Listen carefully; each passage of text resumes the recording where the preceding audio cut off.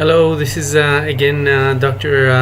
Jehonathan Bentwich, and I'm recording a special presentation today for God's physics theory. This is the God's physics book that came out by iUniverse.com, and I'm recording today a special presentation, a special lecture due to today's very special date for the Jewish and Hasidic tradition. That's Yud Shvat, and that's the day of the passing of Rabbi Rayatz, who was the Nasi Ador, was the head of Israel, the Jewish people, before the current president. Or head, which is the Rebbe Milubavitch, the Lubavitcher Rebbe, and it's a very special day in Hasidic and in Jewish culture. And as I've pointed out in about this new God's physics paradigm, the book is called God's Physics, New Scientific Paradigm for the 21st Century, and this new paradigm has been accepted, or is being accepted, increasingly by the scientific community. It's considered to be the big revolution of 21st century science. It's really equivalent to Einstein's big revolution of relativity theory 100 years ago. And so before I begin the topic of today's presentation, and because nothing is by chance in the universe, this theory speaks about some concepts that are very similar to what has been known for thousands of years in Jewish and Hasidic culture, and that is, for example, Hashgacha Pratit, personal providence, that nothing in the universe happens by chance. I'm going to speak about this more, but the topic of today's presentation is God's physics points at the perfected Geula state of the world. And that's in personal providence, in Hashgacha Pratit, is very similar to what Hasidic thought has been saying, and specifically the Lubavitcher Rebbe and the Rebbe Rayatz before him increasingly called the Jewish people and the world in general to realize that we are at the brink, or we've begun the phase of Geula, the perfected state of the world. So let me begin by highlighting where we stand. Where does science stand? Where does humanity stand? And in a sense, lead the presentation to its culmination, which is that the new God's physics paradigm for 21st century science and physics, theoretical physics, really points at this perfected Geula state of the world, and in a sense it's highlighting or emphasizing what the Lubavitcher Rebbe and the preceding Rebbe, the Rebbe Rayatz, today's his passing. So that's a very special day. That's what they've been telling us, what the Lubavitcher Rebbe has been telling us all along, that all we need to do is open our eyes and see the reality, see Geula, see this perfected state of the world. But I want to speak about this scientific revolution. The book, God's Physics book by iUniverse.com, I've written that for the layman reader. It's being translated now in several languages. It's available all over the world. And so my emphasis is that these lectures are aimed and are geared towards the layman reader. You do not have to be a scientist necessarily to understand it. And in fact, the reason that I've written this book, this marvelous book, and also these lectures, is because I believe, in line with what Hasidic thought has taught us, in line with what the rabbis, the Lubavitcher Rebbe and the Rebbe Rayatz, have been encouraging us all along, that this kind of revolution is really the right of all of humanity. It's geared towards the whole of humanity, not just scientists. So let me begin by just again highlighting the fact that science is a human endeavor. Science is not a divine undertaking. It's a human endeavor, but it is aimed at revealing or discovering closer and closer understandings of truth, of what is the real nature of the physical universe, what's the real nature of human life, etc. And so science, the reason that I'm beginning this talk by again emphasizing the fact that science is a human endeavor, because we have to realize, as Thomas Kuhn, the great philosopher of science of the last century, he wrote an influential book which was called On the Structure of Scientific Revolutions. That was in 1962. And that book marked a great understanding, realization of the way, the manner in which science evolves. And as a human undertaking, it's advancing by leaps and bounds. There are phases which Thomas Kuhn called standard science, in which science looks at the world and investigates the physical universe and the physical reality through a certain assumption, through a certain, if you will, binoculars, glasses through which it looks at the world.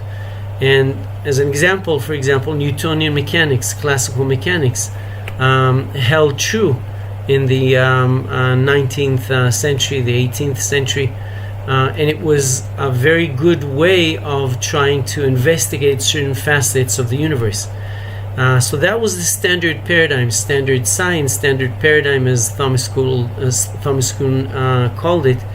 But that usually holds on as valid for a certain while. And I've given the metaphor that if a person was born in a room and all they knew of the world, their world, was the confinement of the room, it would be quite surprising for them, but eventually they would have to open the door, open the window. It would be surprising for them if they would hear knocks on the door. If something banged on the window, let's say the window was sealed, but something hit the window from the outside, or something pierced through the wall, and so the person would have to start asking questions. Well, maybe the reality or the world is not just confined to this room. And that's essentially what Thomas Kuhn is teaching us, that when science reaches sort of a dead end, when it reaches the exhaustiveness or the limits of the standard paradigm, let's say Newtonian mechanics was true for a certain while, over 200 years, but then it's reached the limits of its usefulness. And when that happens, we call it, or Thomas Kuhn called it, a paradigmatic crisis. In other words, a stage in the development of science and humanity's understanding of the world through science, a state in which certain inconsistencies appear in the foundations of that old standard paradigm. So in the case of Newtonian mechanics, for example, there was an apparent contradiction between Maxwellian electromagnetic theory and Newtonian mechanics. That cannot hold for long, because obviously truth does not have contradictions, and so it has to be resolved. So that's one alarming sign when science, according to Thomas Kuhn, reaches a dead end, or the limits of the usefulness of the old standard paradigm, in that case Newtonian mechanics. When science reaches the limits of that usefulness of the old paradigm, standard paradigm, these signs of inconsistencies, also usually there is at least one or two major phenomenon that cannot be explained by the old standard model. In the case of Newtonian mechanics, the assumption was that the universe is perfused or filled by a very fine element which was called the ether, and that ether element could not be found, and multiple experiments have been carried out. Again, the most famous one probably is Michelson-Morley experiment, and the ether concept, which was completely hypothetical, could not be verified. And so this is what Thomas Kuhn is teaching us, that when science reaches that what he calls paradigmatic crisis, that the old standard paradigm cannot hold true any longer because there's inconsistencies, because it cannot explain major phenomena or phenomenon. Then scientists, as human beings, they have to start looking for a different avenue, for a wider understanding, in a sense, to open the door of the room, of the confined room, and see that the room is placed within an apartment or a house. So the reality of the room still exists, but it's not the entirety of the physical reality. And that leads to what Thomas Kuhn calls a paradigmatic shift from the old paradigm, in this case standard, the Newtonian mechanics, classical mechanics, to the new paradigm. In this case it was relativity theory.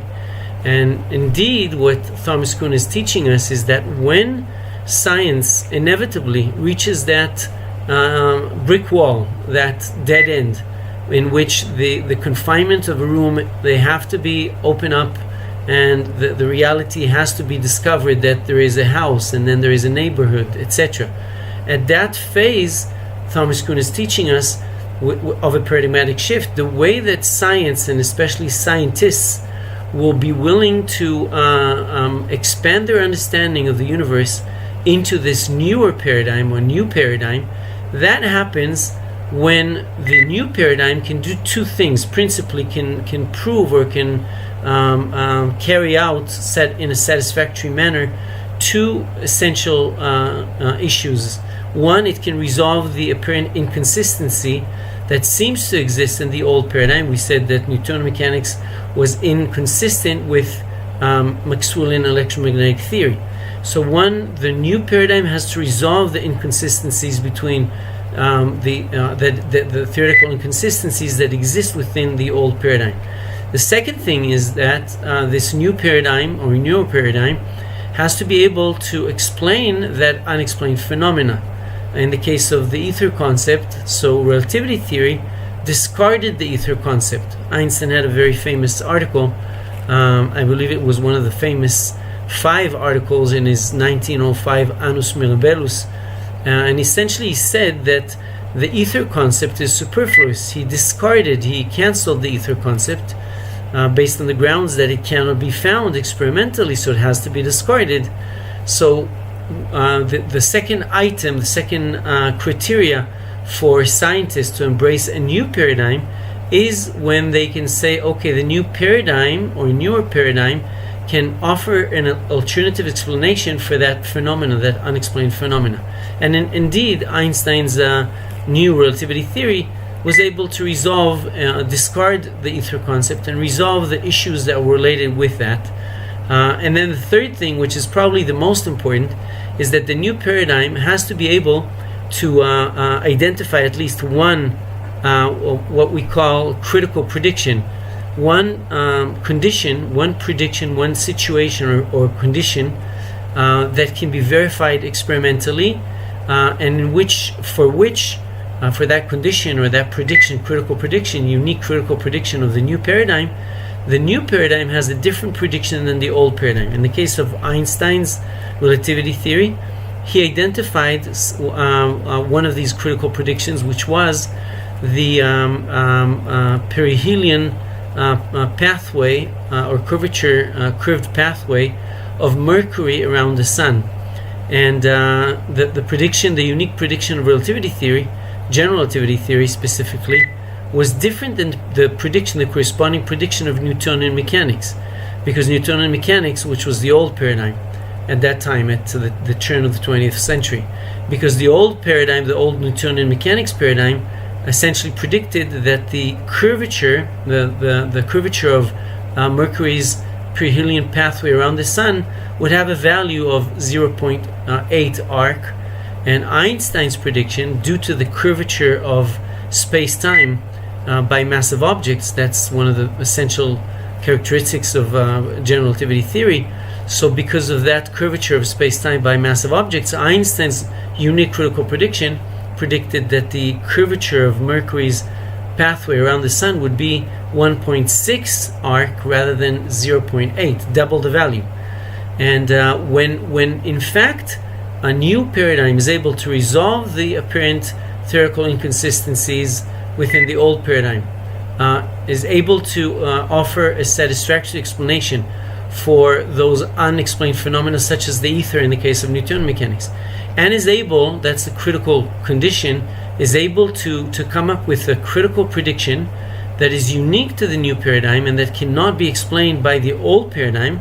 Again, in the case of Einstein's general relativity theory, when Eddington, the famous British astronomer, was able to measure and find out and validate experimentally that the curvature of Mercury's perihelion pathway around the sun was in fact what Einstein predicted, 1.6 rather than 0.8, at that point scientists have to accept and eventually do accept the new paradigm. And Thomas Kuhn points out that scientists obviously are human beings, and for all of us, regardless of our profession or creed, for all of us, changing from the old known territory, so to speak, to a new, completely unfamiliar continent, so to speak, is difficult. So that paradigmatic shift sometimes takes a little bit of time. Sometimes scientists find it difficult, but eventually, because science is the objective pursuit of truth, and it has those measurements as the critical predictions, eventually when such a critical prediction can be verified and it can be shown that the prediction of the new paradigm, the critical prediction of the new paradigm, is more valid than the corresponding prediction of the old paradigm, at that point eventually science will transition into the new paradigm. That's exactly what happened after the 1919 solar eclipse, where Eddington verified Einstein's general relativity theory's critical prediction. And the thing is, the point that I'm trying to get at is that we stand today, I've spoken about this in previous presentations, I'm opening international physics conferences and scientific conferences with keynote lecture about this new paradigm, this new God's physics or computational unified field theory, new paradigm. There's been over 60 peer-reviewed scientific articles published, 2 special issues dedicated by international journals to this new paradigm, this new revolution in 21st century physics and science more generally. So we stand at a historic point, because at this point in time there's been already 2 initial validations of 2 unique critical predictions of this new God's physics paradigm. Without getting into too many details, I'll just mention the fact that those 2 critical predictions, which essentially are equivalent to Eddington's verification of relativity theory, general relativity theory, after which science had to accept, and scientists had to accept, the new paradigm for 20th century physics, which was relativity theory. And we stand at the same point, equivalent point, where due to the validation of 2 critical predictions of this new God's physics paradigm, which I'm going to highlight in a second, due to this empirical validation of those 2 critical predictions of the new God's physics paradigm, which are different than the predictions of relativity theory and quantum mechanics, the old paradigm, science and scientists are accepting and have to accept this new God's physics paradigm as the new satisfactory scientific paradigm for 21st century science and physics. So let me just allude very briefly, because I've spoken about this and it's a complex topic. The 2 critical predictions are: 1, it's called the proton radius puzzle. It's a phenomenon that cannot be explained, hence the name, the proton radius puzzle. It's a phenomenon that cannot be explained by relativity theory or quantum mechanics, and essentially it points at the fact that when you take a hydrogen atom, which is comprised of 1 proton, 1 neutron, which together form the nucleus, and then 1 electron circling that nucleus, and you compare that hydrogen atom to an altered hydrogen atom, which we'll call a muon hydrogen atom, in which the positively charged proton particle is replaced by another positively charged particle, but this is the muon, which is more massive than the proton. So when we compare the radius of the proton within the standard hydrogen atom, in which there's a proton, and then when we compare that to the proton diameter when we have the muon in that hydrogen atom, we find that the radius of the proton decreases, of the nucleus decreases, and that cannot be explained by the old quantum mechanical model, which is part of the old what I call the material causal paradigm of the old material causal paradigm of 20th century physics. So one is the proton radius puzzle, and I would just mention the fact that the predictions of God's physics new paradigm precisely predict that decrease in the radius of the proton of the nucleus, a decrease in the radius that is predicted due to the fact that according to the new God's physics paradigm, we have, I'll talk about it in a second, we have a universal computational / consciousness principle which computes every spatial pixel in the universe simultaneously. And the way that it computes every spatial pixel in the universe, it computes for every spatial pixel the 4 basic physical features of time, mass, energy, and space. And mass, one of those 4 basic physical features that the UCP, the Universal Computational / Consciousness Principle, computes for every exhaustive spatial pixel in the universe. The computation of mass is given by the UCP's computation of the degree of consistency, object consistency. You may say spatial consistency, but it's object consistency of any given particle across a series of frames. And what ensues from that new computational definitions of the God's physics paradigm for how the UCP computes mass of a particle or of any object, what ensues from that,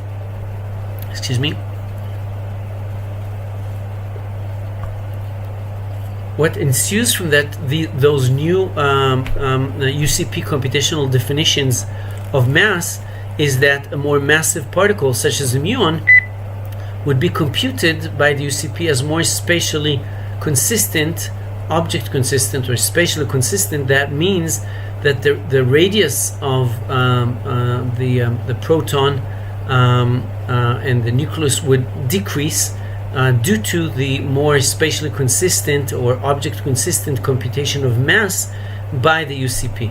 So that's one prediction, critical prediction, that has already been verified as the proton radius puzzle findings, which was predicted and is predicted by God's physics paradigm, precisely those findings that were found out or were validated.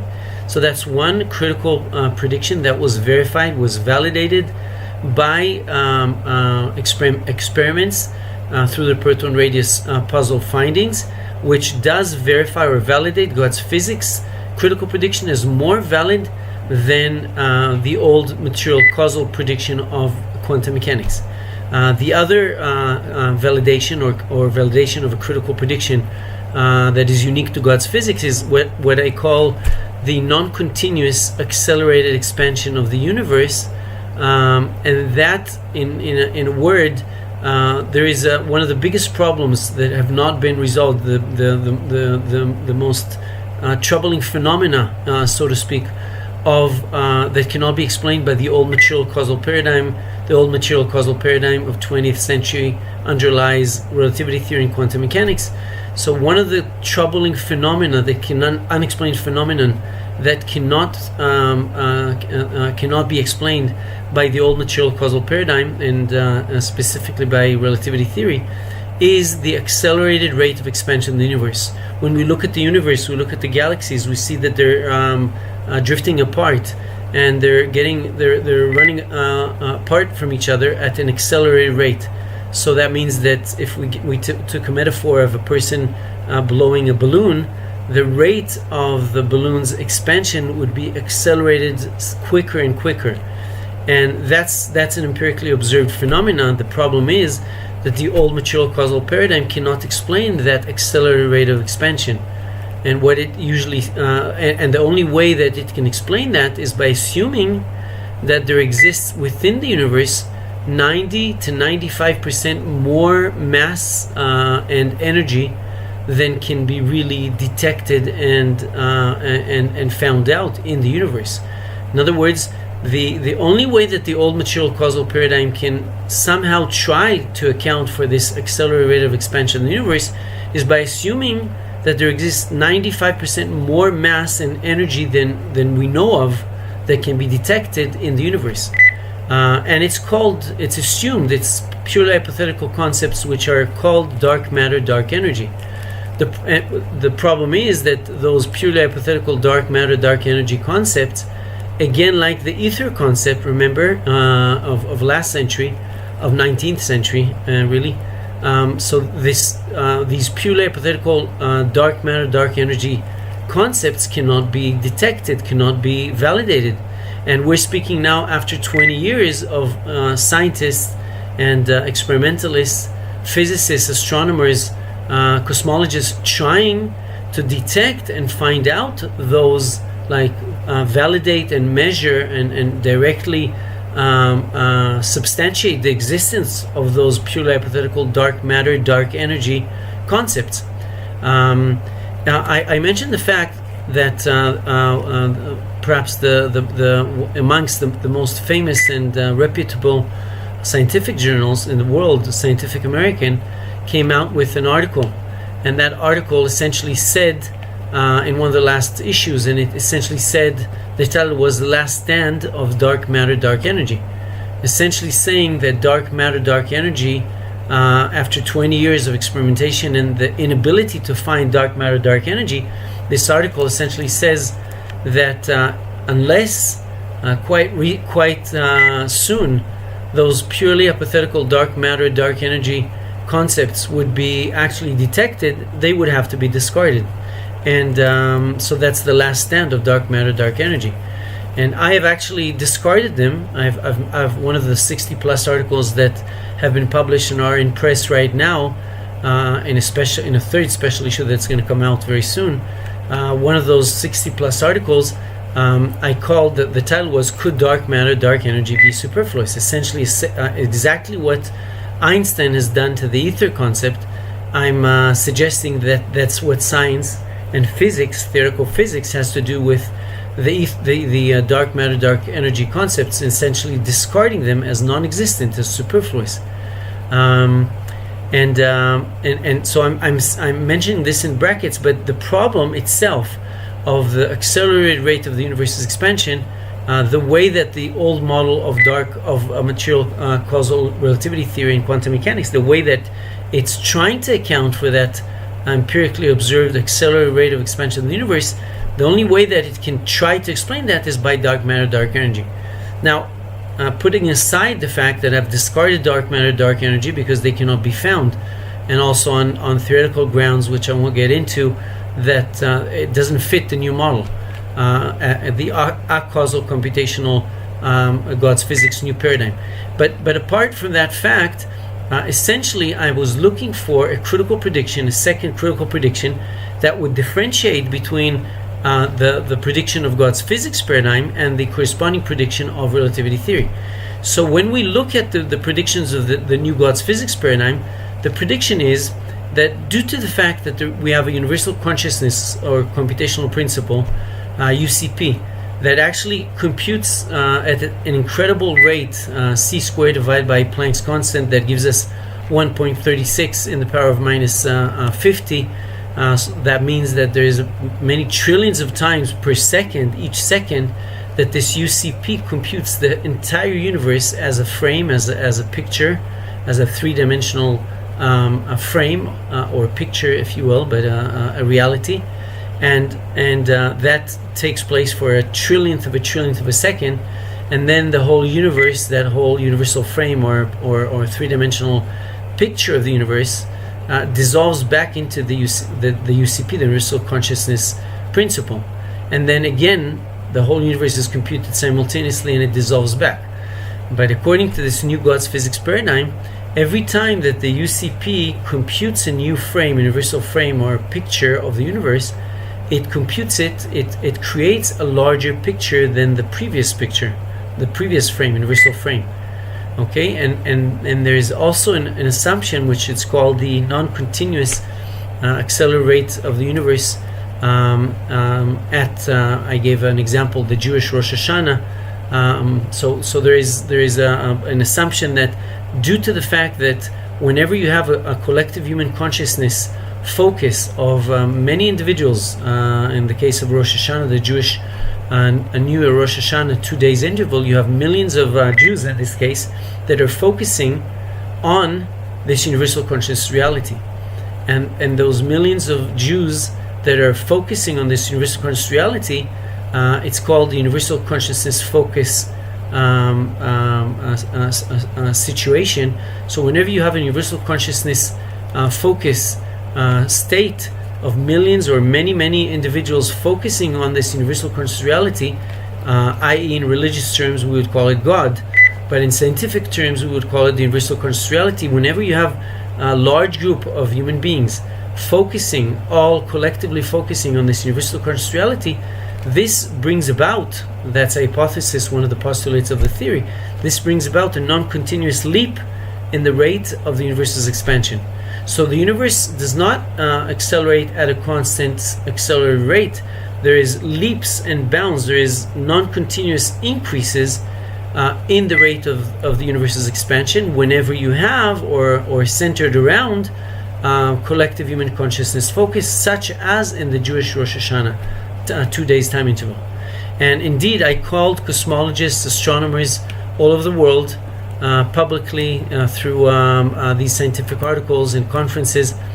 I called, and I'm still calling, by the way, cosmologists, astronomers all over the world to test and validate specifically around this 2 days Jewish Rosh Hashanah time interval. And this in 2021, it happened on September 27th and 28th. But in any event, around those 2 days of time interval of the Rosh Hashanah period, I called cosmologists, astronomers to test and see whether in fact the rate of the universe's expansion undergoes a leap, a non-continuous leap. I still did not receive results. I'm still waiting for results to come in, and calling cosmologists, astronomers to collaborate directly with me. I'll give my email again, by the way, even though it's been published. That's Dr. Bentwich, DrBentwich @gmail.com. And scientists, cosmologists, astronomers are welcome to send me results and see whether this critical prediction is validated. But I want to say that over and beyond these 2 days time interval, which is very interesting to measure and validate, but the general prediction, this critical prediction of God's physics paradigm, is in any event different from the prediction of, let's say, relativity theory, or the old material causal paradigm of which relativity theory is part of. And the difference is, a critical difference is, that according to the God's physics paradigm, when we look over a period of time, we would see non-continuous changes, increases in the rate of the universe's expansion. So if we were to measure, let's say, the rate of expansion at the beginning of the universe and the rate of expansion of the universe currently, we would see that it's not the same rate, accelerated rate. There is increases, non-continuous changes or increases in the rate of the universe's expansion. And that is, and according to the old material causal paradigm of relativity theory, even if we assume dark matter, dark energy, which again have to be discarded because they could not be found after 20 years of intensive experimentation. That's what Scientific American is alluding to. But even if it could be found, the dark matter, dark energy, which are completely hypothetical, cannot be found, even if they could be found hypothetically, they would still point out a fixed accelerated rate of expansion. There should not be, there's no reason for any changes in the rate of the universe's expansion. And so the second validation, direct initial empirical validation of the second critical prediction of God's physics new paradigm, is what's called, or what I termed as, the cosmological astronomical universe's expansion rate gap or enigma, because there is a phenomenon which cannot be explained. It's considered a riddle. That when cosmologists and astronomers look at the early stage of what they call the background radiation of what's assumed to be the initial stages of the universe's expansion, we find out that the rate of accelerated expansion of the universe is lower, significantly lower than the rate of the universe's accelerated expansion right now. So when astronomers look at the furthest reaches of the universe right now, and they measure the rate of acceleration that's taking place right now, it's a higher rate than what cosmologists measure related to the early stages of the universe's evolution. That's the background radiation, and that precisely validates this critical prediction of God's physics new paradigm, that there is a non-continuous change or increase in the universe's rate of expansion. So we find essentially that there's two validations, just as Eddington verified Einstein's relativity theory, and science and scientists had to accept that new theory, and actually thanked Einstein for this expansion of our understanding of the universe, because Newtonian mechanics became a special case in this broader general relativity theory understanding of the universe. It didn't, just as we explained about the room, when we open the door and we see that the room is embedded within an apartment or a house, it doesn't cancel the existence of the room. The room exists perfectly well, but it's embedded, it's included within a broader understanding. And interestingly, and so we reach a point now which is equivalent to the acceptance of Einstein's relativity theory as the valid paradigm for 20th century physics. We're at the point that science and scientists are accepting and have to accept this new paradigm of God's physics, or computational unified field theory, as the new paradigm for 21st century physics, because two critical predictions, not one, but two critical predictions of this new God's physics paradigm have already been verified as more valid than the corresponding predictions of relativity theory and quantum mechanics. So it's an exciting time. And now that we accept and we understand that the new paradigm, the new satisfactory paradigm for 21st century science and physics more specifically, is God's physics paradigm, now we can start describing the essential postulates that are relevant for our conversation today about God's physics, pointing at the perfected Geula state of the universe. So now we're at the point of really highlighting and understanding for the layman listener and viewer the essential points, the essential discoveries made by this new God's physics paradigm, and then this would lead us to this fascinating topic. It's as I said, a special holy day in Jewish culture and Hasidic tradition, because it's the day of the passing of the previous Lubavitcher Rebbe, head of the Jewish people, the Rebbe Rayatz, and the acceptance of the leadership of the new leader of the Jewish people, which is the Lubavitcher Rebbe. And it highlights the understanding of Hasidic thought about the universe, which is strikingly similar, or essentially identical, you may say, or equivalent to God's physics understanding of the universe. So let me just highlight the major discoveries and the essential points and postulates of this old God's physics, this old material causal paradigm, and more interestingly, what's the new understanding of God's physics paradigm. If I had to say in one word, what's the difference between the old material causal paradigm and the new God's physics paradigm, I would say the old material causal paradigm assumes that everything in the universe is caused by a direct interaction, cause and effect relationships. In other words, when the old material causal paradigm tries to explain the Big Bang model, which is how the universe is assumed to have been created, the old material causal paradigm assumes that the universe has been created by a nuclear event that created the suns, galaxies, space, energy, etc. That's the old material causal assumption that everything operates by cause and effect. Quantum mechanics, which is also part of this old material causal paradigm, also tells us that the way that we measure and the way that subatomic particles function and exist is by direct cause and effect interactions. If we want to measure any phenomenon, any particle, any entity, subatomic entity, according to quantum mechanics, we're dependent on a direct interaction between the probe element, the subatomic element that is being shot at or being directed to impact and interact with the subatomic target element. And that direct interaction is assumed to cause the collapse of the target's probability wave function, which is dispersed along space and time, so to speak, into a singular complementary space energy mass time value.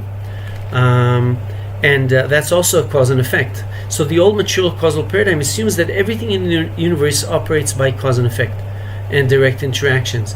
The new model, the new God's physics paradigm, makes a tantalizing discovery, a very fascinating and surprising discovery, and that is that really there exists a singular higher ordered universal computational / consciousness principle, UCP. That UCP, universal computational / consciousness principle, computes simultaneously, as we said, every spatial pixel in the universe.